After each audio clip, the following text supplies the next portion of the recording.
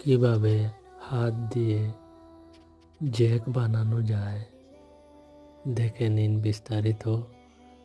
কিভাবে কোন কোন জিনিস লাগে, কিভাবে বানাতে হয়, কিভাবে ওয়েল্ডিং করতে হয়, কী ধরনের বল্টুর প্রয়োজন, কিভাবে কাটতে হয়। ওই সকল জ্যাক বানাইতে হলে কিছু বেয়ারিংয়েরও প্রয়োজন।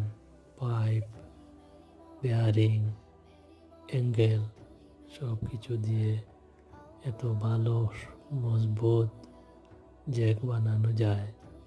সত্যি জ্যাক দিয়ে তো কাজ দিয়ে তুলনা করা যায় না। দেখে নিন, এইভাবে চেষ্টা করলে জ্যাক বানানো সম্ভব। এতক্ষণ ভিডিওটা দেখার জন্য আপনাদেরকে অসংখ্য ধন্যবাদ।